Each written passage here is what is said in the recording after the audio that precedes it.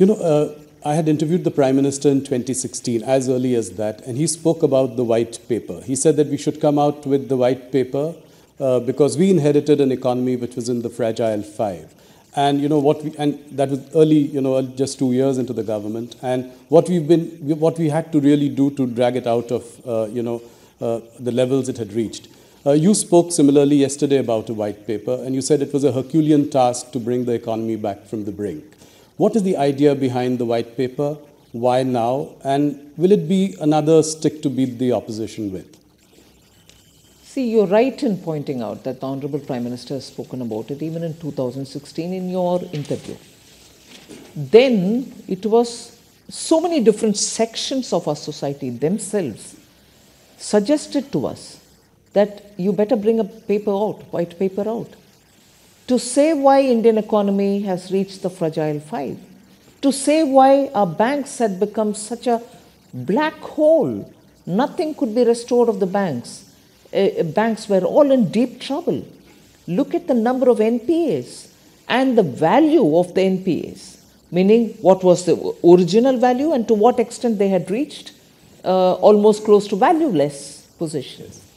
So whether it was your banks, whether it was the overall economy, whether it was defense procurement, whether it was a vital sector of telecom, why?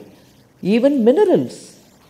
Yes. Every area was ridden with problems. Now, if you're talking of corruption, well, it's one thing, it goes to the court, people get punished, and then the monies are given back or not given back, values are retrieved or not retrieved. That's one side of the story. But what impact it left on the economy? To restore your banks back to health, to make sure your country is safe with adequate strategic equipments given to defense personnel, to make sure that your mines, which are wealth under the earth, meaning inside the earth, under the soil, to use them for the benefit of the country rather than to use them as one instrument through which you line your own pocket. What implications it had on the economy? Banks not being healthy, mines being given to brothers and sisters who did not want to extract the mineral for the benefit of the country. Spectrum allocations, if it had happened in time, I didn't have to spend so much to restore BSNL to have 2G or 4G in time. And what implication does it have on the country when 4G is not available in time, whereas the whole world is talking about 5G? Yes. So the kind of impact that it had, the mismanagement, it is not just talking about, policy paralysis for a fragile five. It's talking about every one of these steps, which one in morally, which number one, morally was immoral, in the sense was not right, and equally the kind of positive effect, if it had happened very well in a transparent fashion, it would have had on the economy. We lost 10 glorious years, and to restore it to that position back and then to pull it up to now get closer to the world's third largest economy is a Herculean task, which I'm grateful this country had a Prime Minister like Modi ji, who single-mindedly said, I will restore this economy back. It's my service to the nation. Yes. Otherwise, it wouldn't have happened. So why the white paper now? Yes. We've had 10 years. And prior to that, there was a 10 years where you saw all this happening. Policy paralysis, corruption, nation losing its endowments, and so on. 10 years under Prime Minister Modi. What kind of course corrections had to happen? Yes. What kind of restoring confidence had to happen? What kind of pulling back from rut that had to happen? And equally, making sure you're purchasing the equipments, you're removing BSNL from distress, you're making sure BSNL employees are given their due, you're making sure the country gets 5G, not just 4G. Look at the coverage India has in 5G today. I agree. All this, and to make sure that the investor confidence is not just intact, but is growing, that within a matter of 8 years, I would say, we've reached 596 billion US dollars as our foreign exchange reserve. Just compare that with the last 10 years.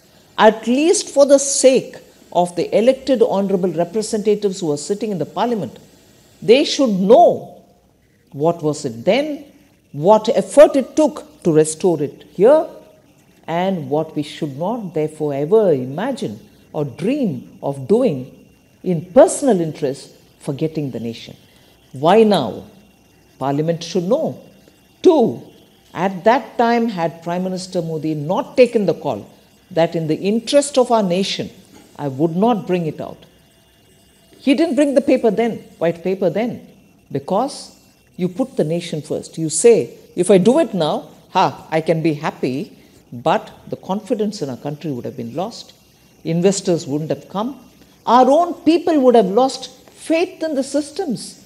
They would say, oh my God, this government will come, eat away and go. That next government can come. It'll do its own, but we're all languishing. The faith in institutions, in government, in leaders, in politics would have been lost in the minds of people. And I'm so grateful that the Prime Minister didn't do it then. He restored it all, put India on such a wonderful track towards becoming third largest economy, and then so that all of us know what it took and what we shouldn't do in the future, this paper. So when do you table it? Well, sooner, I suppose. A passionate reply from you, I must say. Nirmala ji, when it comes to the markets, Nirmala Sitharaman can do no wrong. Last 2-3 years, markets have been on a roll. My question is, can you assure the markets and its participants that there will be stability in the capital gains tax regime? And I ask this question because last year you had tweaked, the debt market, the debt mutual funds in your budget speech. So, is there stability around the corner in the foreseeable future? Policy stability is one thing which Prime Minister really lays a lot of emphasis on. Yes. He doesn't like periodic tweaking. He would tell you it's only 2 years, it's only 3 years, let it play out, let it settle down and so on. So he's never in favor of quick twists and turns. And this is not me saying, people who have observed him for his tenure as Chief Minister will know that the biggest strength under Prime Minister Modi is stability in policy. So that's a singular line reply that I can give for it. Right. No surprises. I mean, long-term stability in policy. Another question, current question. RBI has imposed restrictions on the operations of Paytm Payments Bank. I don't, want to go into the details, but just a question is, what is your message to the fintech industry? Is there more than meets the eye in this case, or are we going to be cautious when it comes to the fintech sector? No, I wouldn't want to comment on any one particular company, but fintech is an area in which all of us are very enthusiastic. India has contributed a lot in this sector. India's contribution in this sector has been globally recognized. Today, if people are looking at solutions, fintech solutions, they are looking to India. Our youth have contributed a lot and built capacities for themselves. This is an area which we'd certainly like to work with and encourage. I'm not commenting on any one company. That's heartening to know for the fintech industry. Thanks for the message. You have been tightening things around. Would you think that the RBI should loosen now? Well, RBI does take its own call, but I will appreciate the RBI for working together with the stakeholders. And they take a call, I'm sure they take a call that keeping growth in mind. They've been steady, I suppose. They'll continue to be steady is my expectation and hope.